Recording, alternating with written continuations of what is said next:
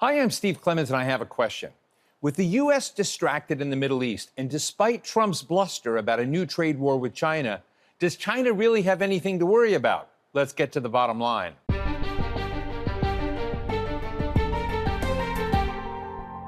The United States has the biggest economy in the world, but China is second and catching up real fast. And this has made America, well, really increasingly testy. American politicians, both Democrat and Republican, have been talking for decades about the need to counter the threat of China and its growing influence, not only in Africa and Latin America, but all over the world. It's not just about banning TikTok. China produces 8 times more steel than America and double the number of cars and trucks, dominates the solar industry, and controls 80% of the minerals needed for electric vehicles.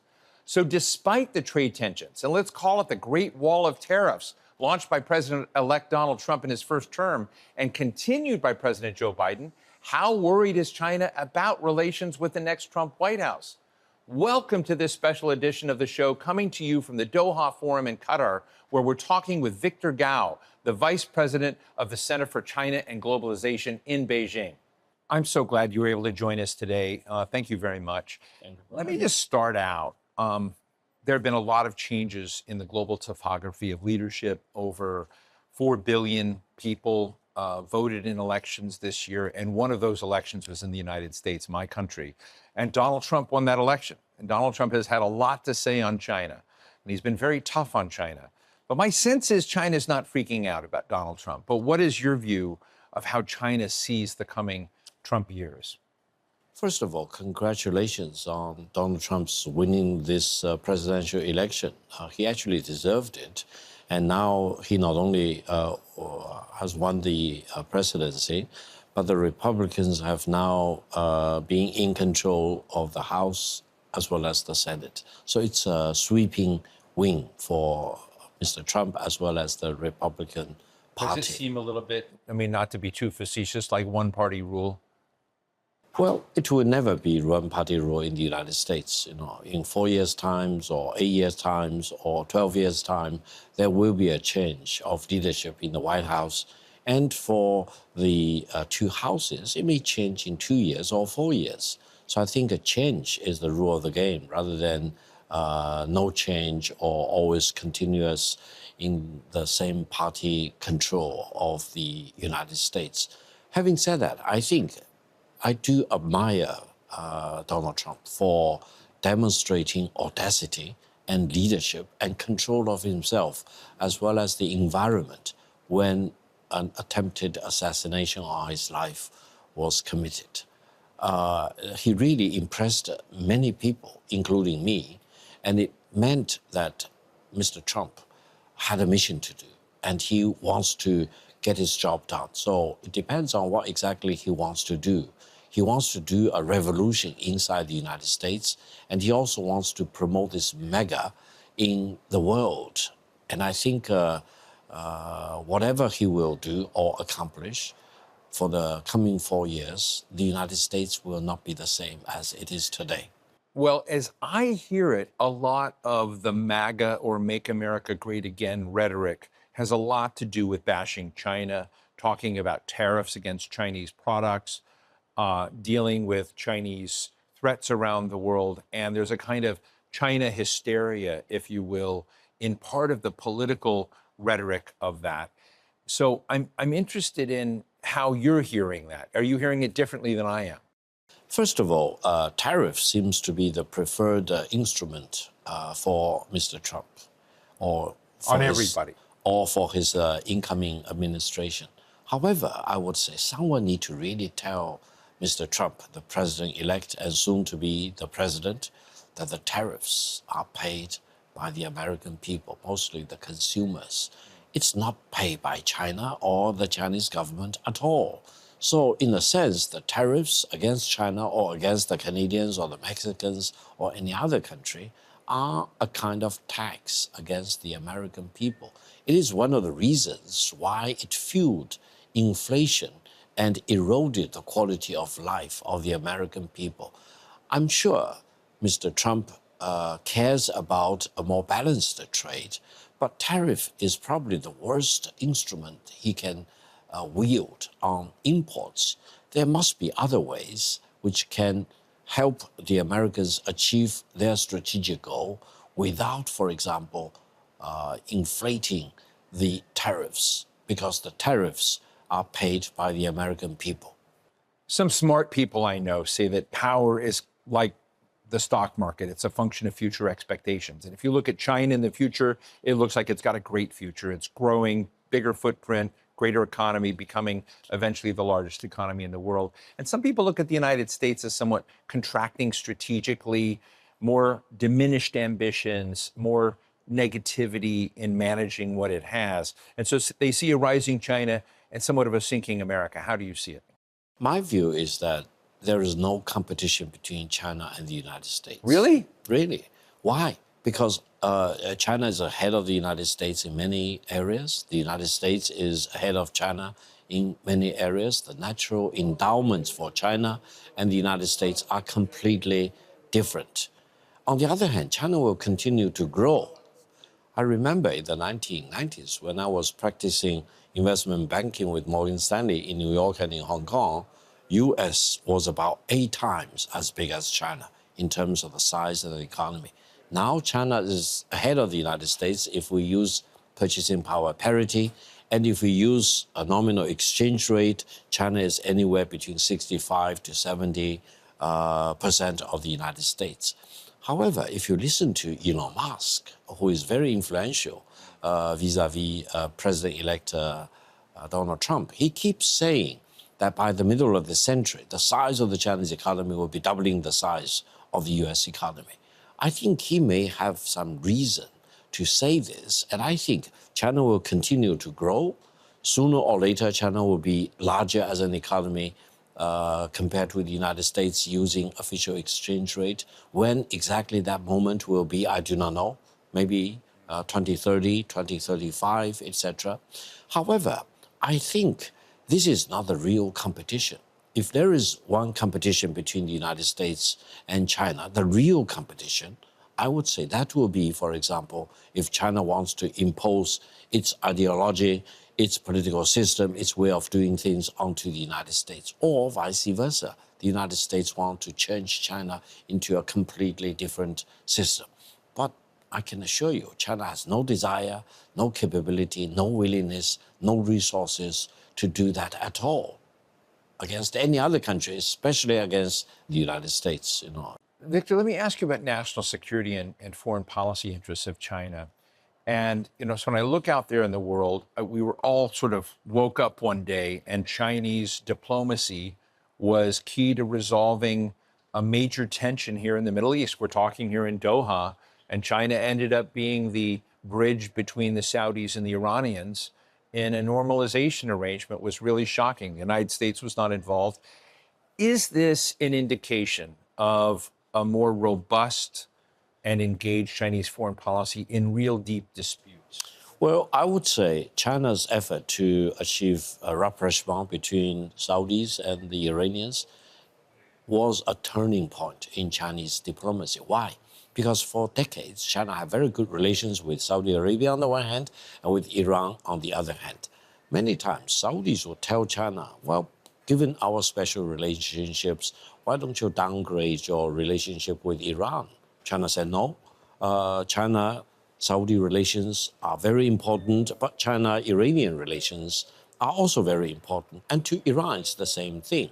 But sooner or later, China reached a point, and China said, why couldn't I bring my good relations with Saudi Arabia and my relations with Iran to the same table, bring the two great countries together, and convince them that rapprochement is better? I think that's the turning point. And it's so fortunate that both the Saudi Arabians and the Iranians listened to this and achieved rapprochement. This will be a landmark event, not only for the Middle East, but also for the Islamic faith of different affiliations. And I think China wants to do more of these major breakthroughs in diplomacy. You will see China being very actively engaged with other countries, try to solve the disputes between and among themselves. Well, you know, one of the big raging conflicts in the world right now, of course, is Ukraine and Russia's invasion of Ukraine. I paid careful attention to what China has said about it, concerns over sovereignty, but we're not wanting to intervene. Sometimes, to be honest, it's confusing to me to listen to Chinese diplomats describe which side of the line they're on. But clearly, another part of this is the relationship between China and Russia that has no bounds, that, you know, is pronounced to be very, very deep. But I guess my question to you is, you're so much larger than Russia economically. They may have a lot more nuclear weapons, but are there behaviors of Russia in this relationship with no bounds that give you concern? Well, I think China is doing the right thing, urging Russia and Ukraine to stop the war from day one and keeps talking to them in that tone and urging all the other countries not to really pour more fuel onto the fire. Bring the war to an end as quickly as possible before it's too late. You know, if you look at the Middle East, and again, here at the Doha Forum, a lot of conversations about a potentially completely reshaped Middle East in which a domino effect of October 7th and the Hamas attack against Israel and the response against Gaza, which had led to expansion into conflicts with Hezbollah in Lebanon, you know, with Iran. Now we see in Syria, and Russia, of course, is involved in Syria deeply, or Iran. Where is China in this map? What are your points of concern? Where are the tensions and relationships as you see it? Or are you just sitting on the sidelines? From day one, again, China called on Israel and the Palestinians to cease fire because China fully respects the legitimate rights of the Palestinian people. China has been promoting this two-state solution for decades. Do you think there's any chance of a real two-state solution? No, I think we have to achieve that because that's the only way to rid the Middle East of this menace of perpetual fighting and perpetual war between the Israelis and the Arabs, for example. So you and President Joe Biden are on the same page. Why do you think President Biden has failed so dramatically in achieving a two-state solution? I think President Biden and his administration is not serious about really promoting the two-state solution because they are very much swayed into providing unlimited financial support and military support to Israel. Now, without the U.S. unconditional support, Israel cannot sustain its long-lasting war against the Palestinians. By now, more than 40,000 innocent Palestinian civilians have been killed. 75% of them are women and children, including many pregnant women. And this has been generally being labeled as atrocities, as a genocide, etc. And Israel is forfeiting all the goodwill it has accumulated ever since its independence. And I think Prime Minister Netanyahu is really turning himself into a person of great liability because he's not helping Israel in any constructive way. He's bringing Israel more and more into a corner. And also, the spreading of war in the Middle East may eventually be very damaging to the fundamental interest, legitimate interests of the Israeli people anyway. So I think the United States should do the right thing. I'm always confused when the American government said we want to give unconditional support to Israel. I think they need to revise that. They need to say, if Israel is doing the right thing, we want to give them unconditional support.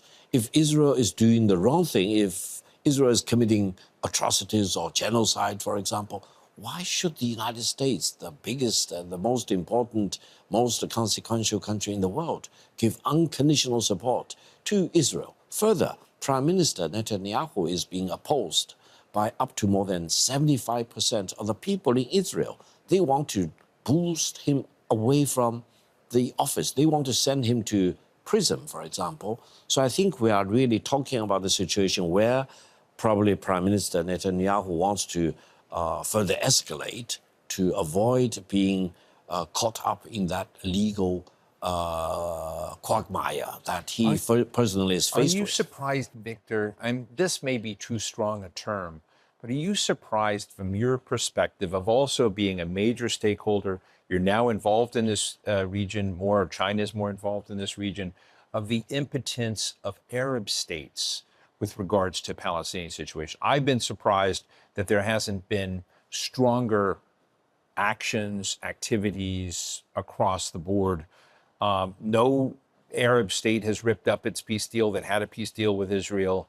And there's still belief that perhaps down the road, there could even be a Saudi-Israeli normalization, despite what we've heard from Saudi leadership recently, that might ignore the Palestinian state issue and proceed in some normalization. I'm just interested in whether people think that Palestine and a just situation of Palestinians can be ignored to get to a different place there. And are you worried about that? I'm not worried about that. If you listen very carefully to what the Kingdom of Saudi Arabia has to say, they put it very clearly on the table. They would be happy to normalize relations with Israel on one condition. That is, before they do that, the two-state solution should be realized. I think that's the very good position for Saudi Arabia. After all, it is a spiritual leader in this part of the world, and it has a lot of responsibilities on its shoulder to recognize Israel before Israel agrees to a two-state solution. May be considered as a betrayal of the Palestinian people to start with, and also letting down many Muslims, many Arabs, for their real pursuit of the legitimate interest of the Palestinian people. Because fundamentally, Israelis and the Palestinians should be viewed equal with each other. If anyone says Israelis are more superior than the Palestinians and the Palestinians are inferior to the Israelis, and therefore they should not be given equal protection, that itself is an insult to Islam, is an insult to the Muslims. And I don't think the Kingdom of Saudi Arabia in its proud self would ever tolerate a prospect like that. Another area of major Chinese diplomatic investment and economic investment is this organization called the BRICS. BRICS was actually a kind of accidental collection, Brazil, Russia, India, China, South Africa. Now it's expanded to include other nations, including the UAE and some others.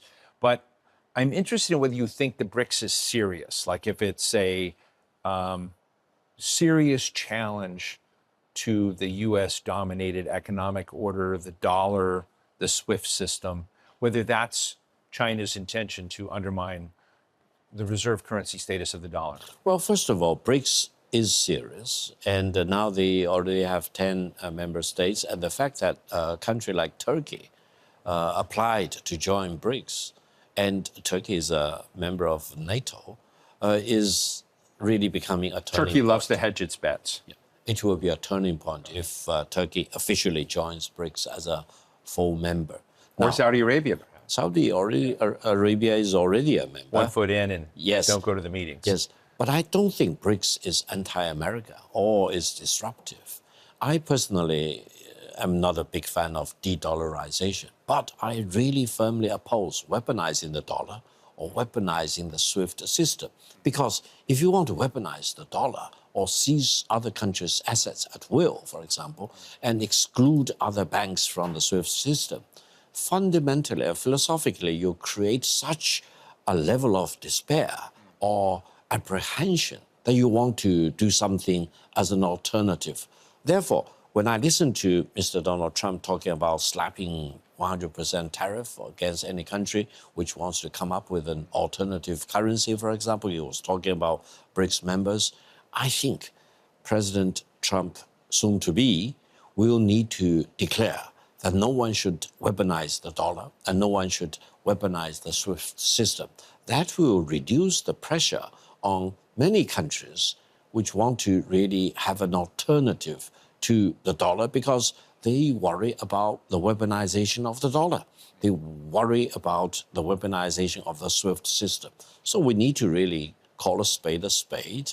And if no one is going to weaponize the dollar, why should any other country really spend a lot of time to come up with an alternative to the dollar? There is a standoff where many politicians want to preserve and protect Taiwan's autonomy and democracy. And that's a real point of tension for some people. And there's been a worry about what's unfolded in Hong Kong and the trying and sentencing of democracy protesters in Hong Kong. And then, of course, there are people who point to domestic issues inside China, the status of the Uyghurs. I'm sure you've discussed this many times. But that arena, that package is something that is generating more and more political interest and support in U.S. politics, and that affects national security. It's a very big issue with Marco Rubio, who's the likely next Secretary of State, very much for the next national security advisor. So I don't mean to go on it, but I'm just sort of interested in whether there is an understanding about the sensitivity of those issues at the highest levels of the Chinese government. Well, first of all, I want to tell your global audience that I firmly believe, and many people in China in high positions also believe, like I do, that without democracy, you cannot have modernization. However, democracy does not have one single form which suits all the countries. Every country needs to come up with its own adaptation to democracy and democracy to its own national circumstances. Now, the second thing is autonomy of Taiwan, in my best judgment, need to be preserved for the benefits of the people in Taiwan as well as for China as a whole. Now, eventually, peaceful reunification, which will be much better than any other form, and one country, two system, or even one country, three system, for example, can be figured out. And the Americans worry about the supply chain of the semiconductors. I think China can be flexible enough to declare the whole island of Taiwan as the biggest free trade zone in China, and there will be guaranteed in and out for the semiconductor chips of all kinds. So I think we need to focus on really what's the most important matter, that is the sovereignty and the territorial integrity of China, and the fact that there is only one China and Taiwan being part of China. On that basis, a lot of flexibilities and adaptations can be worked out to satisfy the legitimate interests of many countries, especially the United States, because the United States care about free flow of chips in and out of Taiwan, right, which, in my view, may be a very legitimate consideration. If President Trump, who likes to be a president who engaged in a lot of firsts, goes to Taiwan, will China be able to live with that? No, I think if that happens, the diplomatic relations between China and the United States will be broken first, because China will never allow any country in the world, including the United States of America, to have relations with both China on the one hand and Taiwan on the other hand. If you want to bet on Taiwan, and the United States has bet on Taiwan or the nationalist government several times in history, then you need to walk away from China. That's the quid pro quo situation. I don't think any real leader of the United States want to forfeit U.S. relations with China, which has a population of more than 1.4 billion people, for the sake of encouraging separatism of Taiwan. It's not worth it, and it's not going to work. Well, we'll have to leave it there. Victor Gao, Vice President of the Center on China and Globalization, thank you so much for joining us. Thank you very much for having me. Thank you. So what's the bottom line? China believes that America is encircling it strategically, trying to curtail China's military and economic growth. It sees an America that's desperately trying to hold on to its crumbling global status while China's global footprint grows. But there are no guarantees about the future. For China, with its growing power, it could easily overstep and suffer, especially if the world's smaller countries see it more as a predator than a friend. And theoretically, at least, America could improve its global standing by decreasing its hypocrisy and working with some of these nations that are in real need. But for now, both sides are watching each other with a lot of distrust. It's a potentially toxic brew that will impact the world over the coming years. And that's the bottom line.